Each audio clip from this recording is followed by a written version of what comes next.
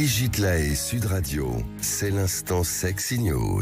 Eh bien, Hélène Vecchiali, nous retrouvons Fleur Chérie dans quelques mois. Il va faire beau et nous pourrons aller sur la plage, hein, c'est ça? Mais oui, c'est ça, c'est bientôt l'été. Le soleil timide commence d'ailleurs à arriver sur la France et comme chaque année, la plage va cristalliser toutes les attentions et les tensions. L'année dernière, déjà, un sondage IFOP sortait ce chiffre choc. Une femme sur deux avait déjà ressenti une forme de harcèlement sur la plage, comme des gestes grossiers ou des regards insistant. Alors ce chiffre, il est assez intéressant à analyser parce qu'il est presque politique. C'est surtout deux catégories de population sur lesquelles il est surreprésenté, les jeunes femmes de 18 à 24 ans et les femmes d'extrême gauche. Donc on peut se poser plusieurs questions. Comment on reconnaît des femmes d'extrême gauche en maillot de bain? Parce qu'elles ont le sein gauche plus lourd que le sein droit. Ça doit être ça. Ça doit être ça. Ça penche trop à gauche. Lorsque l'on fait un sondage, il y a plusieurs questions qui sont posées, notamment l'âge de la personne et puis pour qui on vote. Est-ce qu'on est en couple, pas en couple? Il y a aussi même des questions qui étaient intéressantes. C'est est-ce qu'on s'estime jolie ou pas jolie? Donc quelle est notre valeur, on va dire, auto-évaluée. Et bon, il y avait aussi une surreprésentation chez les femmes jolies, mais bon, ça, qui s'estimaient en tout cas jolies. Mais bon, ça paraît plus évident. En tout cas, 18-24 ans, extrême gauche. Donc plusieurs questions. Est-ce que l'on est de facto plus harcelé quand on est jeune et que l'on oublie avec le temps la pression du harcèlement? C'est peut-être possible. Est-ce que le niveau de tolérance à la violence a changé en 10 ans? Est-ce qu'appartenir à un camp politique nous sensibilise plus facilement à un certain type de comportement? Ou est-ce que la jeune génération est confrontée à plus d'incivilité sur les plages qu'auparavant? C'est peut-être aussi un mélange des trois, mais en tout cas, c'est un chiffre qui est en nette augmentation. Et il n'empêche que cela change légèrement la couleur des plages. Il y a la disparition du topless, à la fois pour des raisons de prise de conscience sur le cancer de la peau, mais aussi pour des raisons de comportement incivique, notamment un comportement qu'on ne voyait pas avant. Les femmes qui ont peur... Alors, je m'excuse de vous couper, mais c'est important, je me suis renseignée. On n'a pas plus de cancer de la peau quand on bronze les seins nus que les seins couverts. Hein. Je veux dire, le sein n'est pas un vecteur supplémentaire de cancer de la peau. Hein. Je suis d'accord. En fait, vous avez raison. C'est que les personnes qui ne le faisaient pas mentionnaient cette raison-là. Donc, en fait, c'est une raison inconsciente. Elle n'est pas forcément vraie. Vous avez raison. Elle n'est pas juste maintenant. Elle n'est pas juste. Maintenant, les gens ne le font pas pour cette raison. En fait, le bronzage, c'était vraiment la mode des années 80-90 sur la fin. Et puis, il y a une sorte de retour en arrière.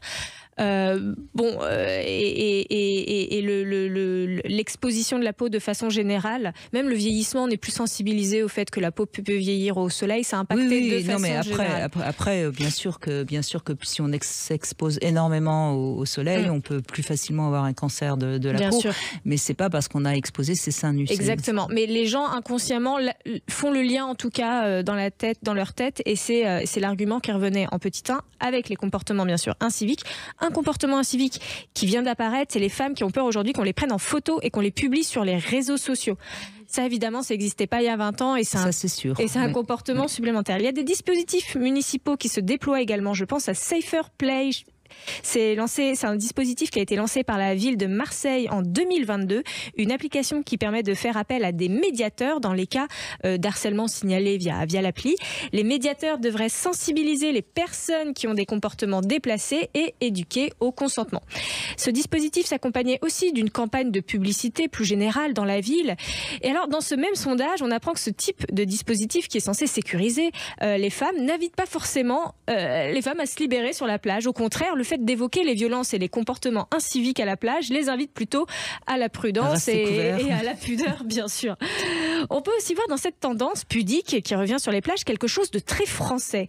En 2019, alors que seulement 22% des Françaises concédaient avoir déjà bronzé seins nus, les Allemandes étaient, elles, 34% et les Espagnols, 48%. Alors pourquoi ces chiffres si élevés chez nos voisins? Principalement parce que l'Allemagne est le berceau du naturisme, donc ils ont évidemment un autre rapport au corps, mais aussi parce que l'Espagne est un pays avec une législation très ouverte sur la nudité. En fait, c'est permis partout d'être nu, sauf s'il y a un règlement qui dit l'inverse. En France, c'est le contraire. La nudité est considérée comme de l'exhibition sexuelle. Il faut donc la pratiquer là où il y a un arrêté municipal qui le permet. La plage française est donc un territoire qui est fascinant parce que c'est un lieu d'observation et de crispation des mutations sociales. On y voit l'évolution de la pudeur, l'évolution des rapports entre les hommes et les femmes et l'évolution de notre rapport à notre propre corps. Un monde qui change très vite et qui est souvent très chargé en émotions. Alors moi, j'ai pas du tout suivi la mode parce que c'est pas. Est-ce que la mode des maillots de bain est de plus en plus couvrant? C'est fini les strings. Voilà, ça, je voulais pas encore rentrer dans le débat du burkini, qui est aussi un débat qui chaque année, ne sais même pas de quoi vous parlez. Évidemment, enflamme les médias. Non, mais sans parler du burkini, est-ce que les maillots de bain sont plus couvrants? Enfin, pas spécialement. J'ai pas l'impression. Oui, moi j'ai l'impression. J'ai l'impression. Oui. Ah oui. J'ai l'impression qu'il y a de plus en plus de maillots de bain une pièce, de plus en plus de maillots de bain avec des grandes culottes et plus des petits bikinis. Et puis effectivement, plus de seins nus sur les plages. Ça c'est clair, mais ça c'est pas nouveau. Et alors il y a aussi un autre facteur que j'ai pas mentionné dans ma chronique, mais qui est vrai et surtout chez les jeunes, c'est qu'il y a un rapport au corps qui évolue très vite, et notamment des complexes. On voit chez les jeunes, il y a beaucoup de sondages qui montrent qu'à cause des réseaux sociaux et des corps transformés, filtrés qu'on voit sur les réseaux sociaux, les jeunes perdent beaucoup d'estime d'eux-mêmes et ne veulent plus aller à la piscine, à la plage, se déshabiller. Ça peut expliquer pourquoi ils prennent des maillots de bain plus couvrants, oui. C'est dommage. Bon, heureusement, il reste les camps naturistes. Et alors, il y a quand même beaucoup de camps naturistes en France. C'est 4 millions de naturistes, de pratiquants chaque année qui viennent sur les territoires français. 2 millions de Français, 2 millions d'étrangers qui viennent d'Allemagne et de pays nordiques sur nos terres. Donc oui, on a une très très belle population naturiste en France qui a du coup une cohabitation un petit peu originale avec ces populations où la pudeur revient sur les plages. Oui, je pense que le naturisme fait de bien à beaucoup de monde en ce moment. Merci en tout cas Fleur Chérie de ce sondage. Et puis écoutez, oui, moi je serais assez pour que chacun puisse être libre de bronzer comme il a envie, parce que jusqu'à présent c'est pas interdit de bronzer les seins nus sur une plage, il faut quand même le rappeler. Oui, normalement l'exhibition sexuelle c'est pas. Alors, bon, c'est un peu compliqué parce que l'exhibition sexuelle, normalement, c'est le torse nu, mais il y a une sorte de tolérance dans les rues. Sur les plages, c'est autorisé. En revanche, on ne peut pas être les seins nus dans un magasin ou même dans la forêt, normalement. En ville. Dans la forêt, oui. Je crois pas. Je ne sais pas. Le loup, attention au loup. Oui. Dans la forêt. Le loup rôde. Bon, enfin bref, c'est comme ça. Merci en tout cas, Fleur Chérie. Je rappelle qu'on peut vous retrouver sur votre podcast Fantasme, un podcast qui explore les fantasmes de vos invités.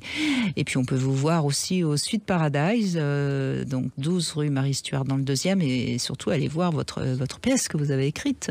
Oui, alors 5 à 7 ne se joue plus, mais on a Erotic Olympics tout le mois de juin, juillet et août, qui est notre nouvelle pièce de théâtre, où on voit évidemment nos sweeties faire de la boxe, de la natation, de la gymnastique et embarquer nos spectateurs avec elles. D'accord, eh bien, bons Jeux Olympiques, Fleur Chérie.